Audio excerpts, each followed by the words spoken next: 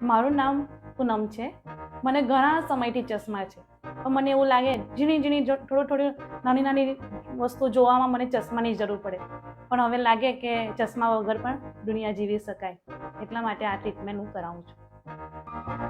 मैं तो बादलों से दूर जाऊंगी, मैं तो अपना ही सुर पाऊंगी, है जो क्रेजी क्रेजी सपने मेरे सारे